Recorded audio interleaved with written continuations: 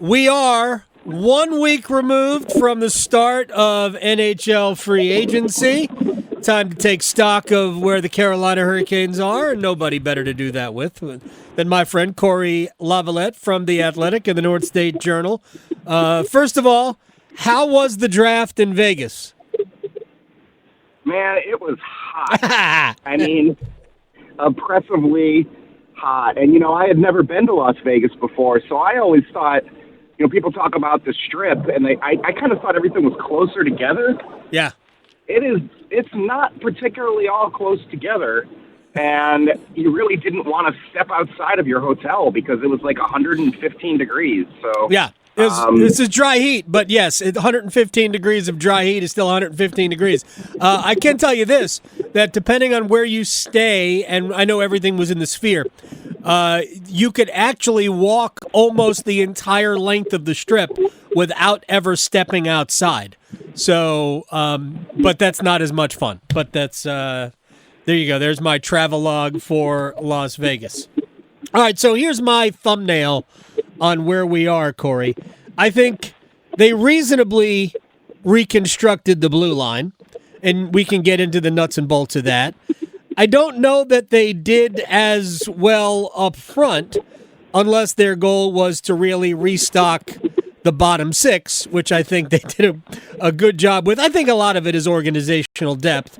But outside of goaltender, what I know you wrote about this for The Athletic, your thoughts on where this roster is? Yeah, I mean, I think it's hard to not say that there's a bit of a step back everywhere, right? With the exception of goaltending, I think. But I don't think it's doom and gloom step backs. The hard part of this offseason to me is when you make a big name when you acquire a big name rental at the deadline. That's exciting at the deadline, right? Yeah. But most of the time, it's with the understanding that this is a rental, and the fact that there was hope with Jake Guentzel makes that loss feel a lot worse than probably what 90% of rentals are like. I mean, yes, teams, get their rentals and sometimes they re-sign them because it works out well. Right. We saw that with Barbashev in Vegas. We see that with the Islanders. Well, I don't know that anything works out. Well, it didn't work out, but they re-signed, and the Devils did that with Timo Meier too. Yeah. Well, a little different situation because you have an RFA there, but yeah. So because you lose Jake Guentzel when there was hope, I think people see this offseason as oh my God, we took this drastic step back in our forward group when, until the middle of March, until I think it was March 13th was the first time Jake Guentzel played, they didn't have Jake Guentzel. Right. And they were, especially from January 1st on, were extremely good without Jake Guentzel. So, it's a step back. I don't think there's any doubt about that. You mentioned the defense. I think they did a good job pivoting there with the idea of what's coming, which is, obviously Orlov has a year left, Burns has a year left, and you've got Necas and you've got Morrow. So you've kind of set yourself up for the future as well as still being good this year and giving Morrow the experience he probably needs in the AHL. I'm going to assume that's where he, I think they keep him there versus Ty Smith if they want to carry a seventh defenseman. And then at forward, Teuvo Teravainen hurts, Stefan Nason hurts, but these are guys who did a lot of damage on the power play and, not huge 5-on-5 contributors. So I'm wondering, with more opportunity, do we just see that kind of level out a bit? It's going to be super interesting. I mean, it's a different team for sure, but I would say step back, but not as bad. not as bad as everyone wants to make it out to be. Cory Lavalette, North State Journal, and The Athletic at Cory Lav on Twitter. I said the same thing. First of all, I mean, we don't have to get into how the Jake Guentzel thing went down. It does seem like they slow walked it to the point where other suitors came in. The Guentzel wanted to come back, and they waited long enough that all of a sudden it was a bidding war. And we know this about the Hurricanes: they don't do bidding wars. And I'm not saying that that's wrong. That's their point. They just don't do that because they're not going to overpay just because somebody else wants to. To me, the forward group and the quality of it comes down to, and I'm using quotes here, Necas, because it doesn't have to be Marty Necas. It can be somebody you acquire for Marty Necas. To me, they can still have four big bats in the middle of the order, if you will, with Svechnikov, Aho, Jarvis, and Necas.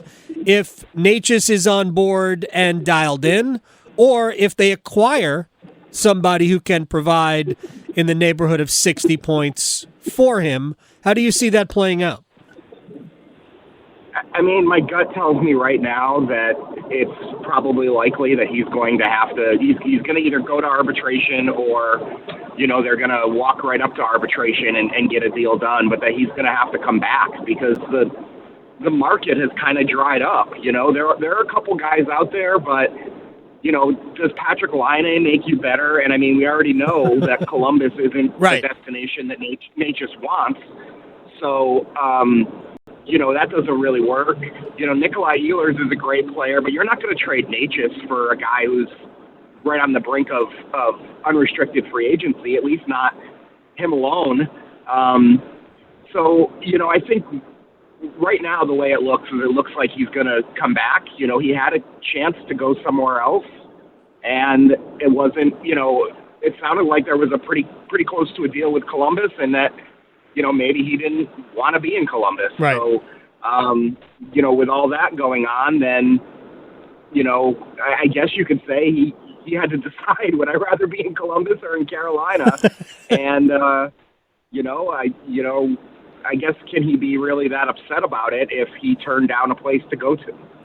Cory Lavalette, North State Journal, and The Athletic is joining us here on the Adam Gold Show. Let's talk about down the middle.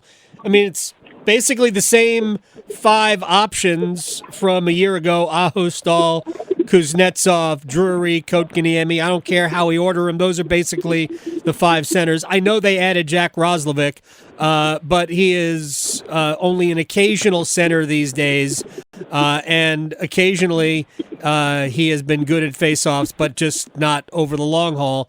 He doesn't have any years of his career where he is even approaching 50%, I believe. He is a right-handed faceoff guy, though, so that puts him in the same category of Necas and Jarvis. But how do you see them down the middle, and do they have to make some sort of an adjustment? Yeah, I mean, that's the biggest question mark, right, is, who takes over in the middle.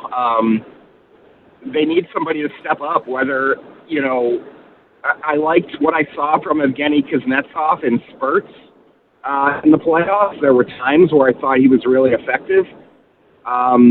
It's also the playoffs, and if you've got a player that has a little bit of a history of, maybe not being as engaged all season long as you'd like, and I mean that goes against everything Rod Brind'amour is like.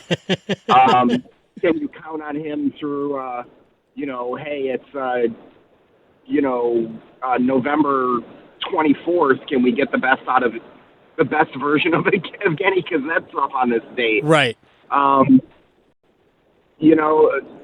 Kotkaniemi thing. It's pretty much become time to say that he can't do that job. I mean, it's disappointing, I'd say, because of the way he started last season. You thought maybe there was something there, and right.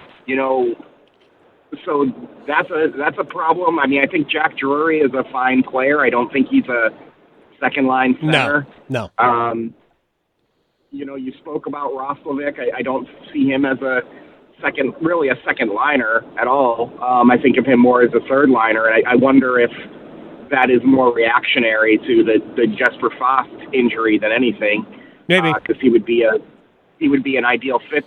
You mentioned the face-off thing, and I remember Rod Brind'amour made a little joke about Vincent Trocheck this season where, somebody mentioned, do you miss Trocheck's face-offs? And he's like, well, it's not hard when you're always on your strong side, insinuating that Trocheck only takes the face-offs on the right. And that might be what they do with Roslovic just to get a little bit of an edge. Yeah. That said, if he's on Stahl's line, Stahl's never coming off the dot. So, yeah, there's a lot to think about there. I mean, can Seth Jarvis play center? I don't know. I mean, do you want him to? No. Yeah.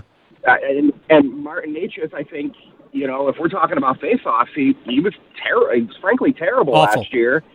And I don't think, Rod has enough trepidation about playing anybody at center.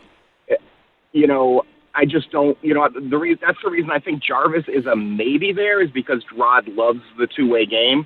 He doesn't love the two-way game of Martin Necas, and I don't think he feels he can trust him in that role. Well, the other thing about Jarvis is actually one guy who does occasionally take a face-off when Jordan Stahl is on the ice, which is I've seen him take face-offs at the start of penalty kills when he and Stahl are both out there. Necas, I read a story where they were talking about Necas' attractiveness, and we're talking to Cory Lavalette here, on the trade market, and said this was his best year in face-offs. I'm like, what are you talking about? They were talking about him playing center. I'm like, he hadn't played center since his 7-game cameo before they sent him to the minor leagues. Right, like he has not played center in 6 years for the Hurricanes. Rod doesn't believe he's a center because Rod doesn't want to damage the offense. That was the one thing that worried him about putting Aho at center was could Aho be productive offensively with the added burden of playing the middle, and he had to be convinced of that by Aho. He's never been convinced of that of Necas, but he's terrified that they'll lose the ability that he has as a winger if they put him inside. I honestly think it's up to guys like Andrei Svechnikov and to some extent Jordan Martinook to kind of get in Necas' ear and tell him how to rebuild his own value. I mean, he's probably not going to be here more than another year or two at best. As soon as he has control over his own career, he's going to go somewhere else. But it's really up to him and how he wants to rebuild his value. Yeah, I mean, and that's, what we have right now is a difference of opinion about what makes him a great player. We've got Rod saying, defense breeds offense. If you do the right things here, opportunities are going to happen there. And you have Necas saying, basically take the harness off me and let me go. And, it's a tough situation, I think, and he's going to have to come in. And if he wants to end up somewhere with a big contract, he's going to have to show he can play within the system the coach wants. I mean, no matter where you go, if he goes somewhere and signs an 8-year contract with another team, he gets traded, and that's what happens. Chances are, over the course of those 8 years, he's going to have at least 2 coaches, maybe 3. Right. And things are different here as of right now with Rod, and, he's pretty entrenched, but, we see it all around the league. I mean, look at Columbus. Columbus is, had 3 coaches in the last 2 seasons. It's, it's insane. And they had a coach who didn't coach. Yeah, that's what I was counting him. Yeah, but it's kind of crazy. Cory Lavalette, The Athletic, North State Journal, @Cory Lav on Twitter. Enjoy Prospect Camp, man. I'll talk to you very soon. Sounds good.